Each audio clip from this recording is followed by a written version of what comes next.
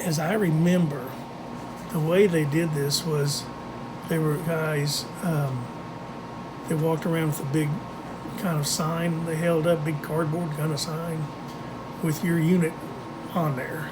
And just like you're looking for a long lost relative at DFW airport kind of thing. And it wasn't that hard. It was only, like maybe a couple of hundred of us on the flight, and majority of them were going to actual, they were going to combat units, 1st Marines, 2nd Battalion, Charlie Company, or something like that.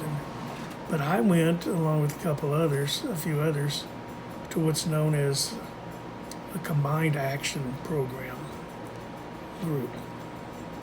And this was it is also known as a CAG unit, or CAP, Combined Action Program.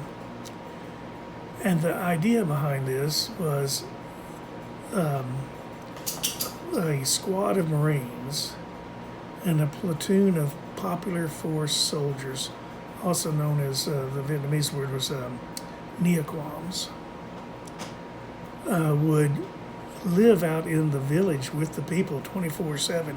Never went back to base or anything, just lived out there with them. And we were the protection for them, for their village against the Viet Cong and the NVA, but mostly Viet Cong. And to that end, I was assigned, I don't know how my number was drawn on that, but it was quite the experience. We went to 2 weeks of what's known as CAP school, Combined Action Program School, and learned to speak basic Vietnamese. I still know how to count and things like that, even now. But it was just basic words and things, and mainly things like, let me see your identification card. You're talking to a young lady, you'd say, Chow, which was hello, Chow, Toi Koi Kam Kam Puk Ko, which means, young lady, I need to see your identification card.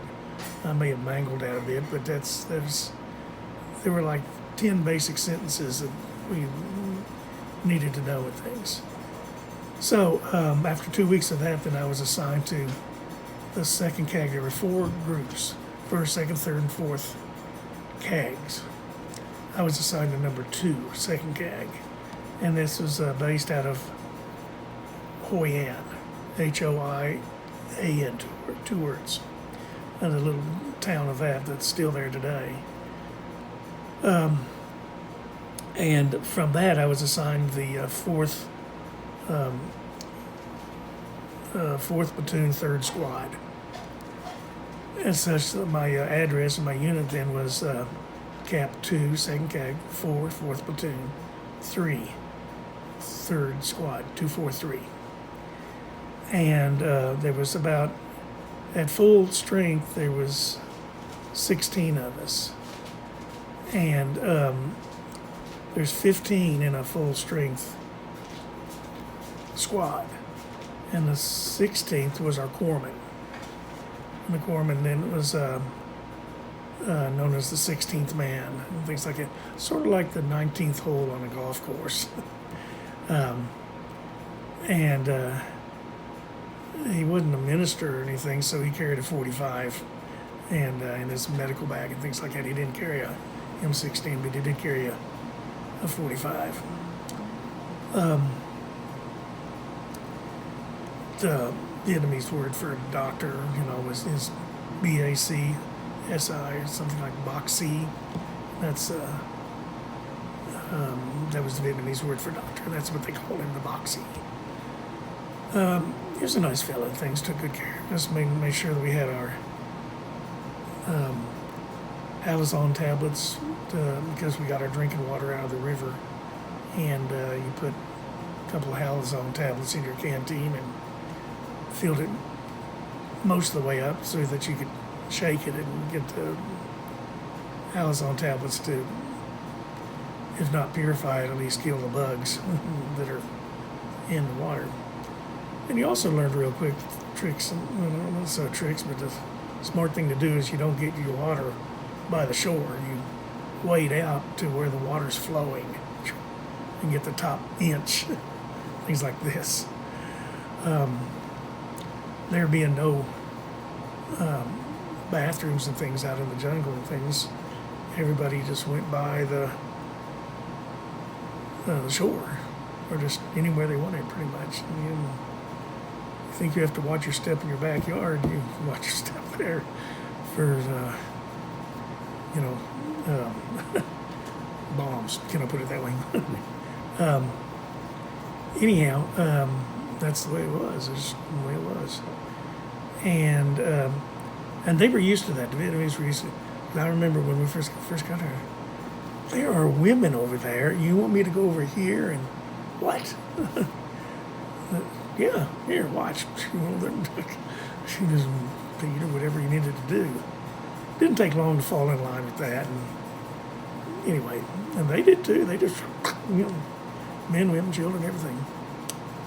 That's the way it was. As Carl Cronkite used to say, that's the way it is. So we lived in the village and we moved around every day, different part of the village, different part of the, and our area was about a click in size. A click is 1,000 meters, and so if you make a square out of that, or a circle, or however you shape it was, that was our area that we patrolled regularly and set up at night and watch for the Viet Cong to infiltrate and such. About once a week, every 2 weeks or so, we'd come into contact, as they called it, and then spent the next day cleaning that up. But generally, we didn't have 15 of us. Someone was always getting injured or rotating out and things like this. So generally we only had like 11, maybe 10 of us at the most, instead of 15. And there was generally supposed to have been about 10 or 15 Neoquams, Popular Force guys, with us at night. Because during the day they farmed and things. And it was kind of fun to watch them farming their rice and with their water buffalo, and how they planted their rice with their feet and their toes, and what do you call it?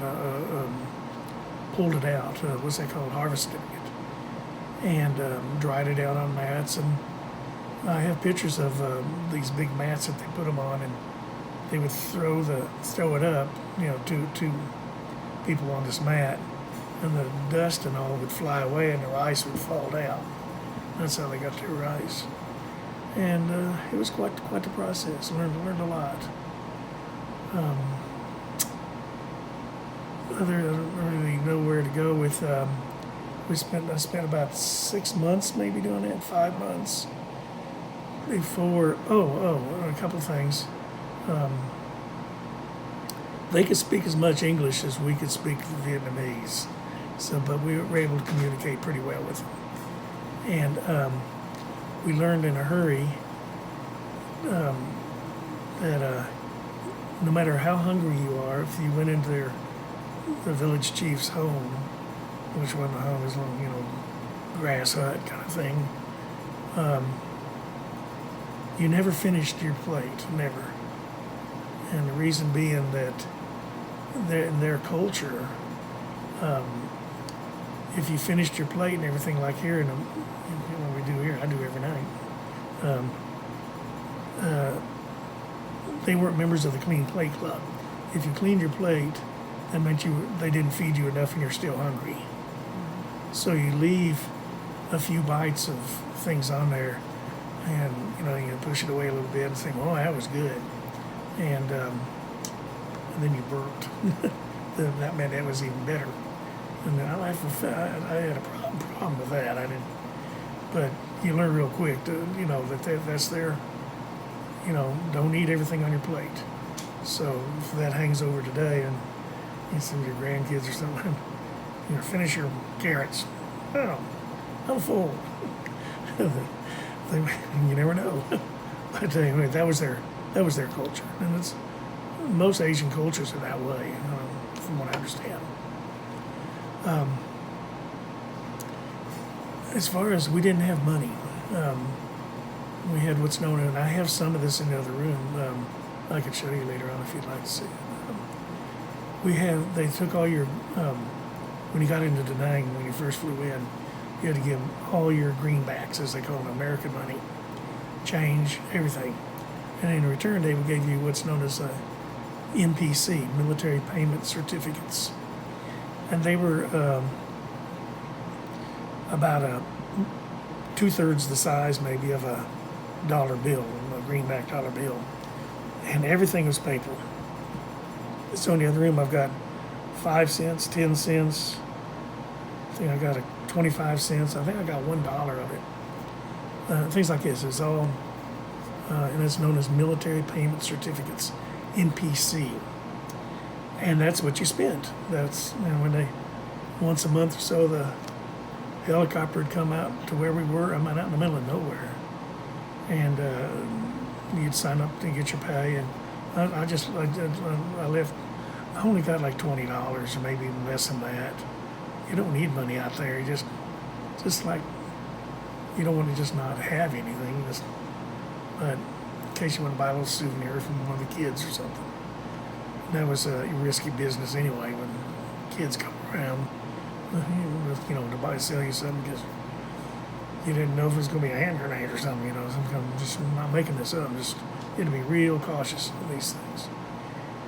Anyhow, just out of the clear blue, every so often, and I guess it happened like every 2 or 3 months, the government would come in, a helicopter would come in unannounced, and replace what your money say. All your money was, say, had a blue outline around it, all of it. Well, they came in, and at that moment, all the blue money was worthless. You might as well, light your cigarette with it, and the next one had red. It had a red border all the way around it. See how I worked that blue and red in there? But anyway, I have some in the other room. I can show you what I'm talking about. Anyway, now this was unannounced to us. We had no idea they were coming. Here they came. But word had already gotten around to the Vietnamese people. And they would come flooding into, our area where we were, and they would have $5,000 and $10,000 of MPC that they said, you trade this in and we'll give you half of it. Well, no, that didn't fly. You had to account for where you got. You walk in with $5,000 as a hard charging PFC, me, and I'd like to trade this in. Oh yeah, PFC. Your pay is $120 a month. You've been here 3 months. You have $10,000. Can you explain this? Well, no, I just found it on the ground. No, and you could get in a lot of trouble because that would be getting aid and comfort to the enemy because the VC also used MPC. So it was worthless, and they confiscated it and threw it out. But you could only, trade in the money that you had, or you could justify, I got $20 last month and I didn't. So now I got, $32. Not a problem. But at any rate, that's what everybody used there, and I thought it was a pretty good system.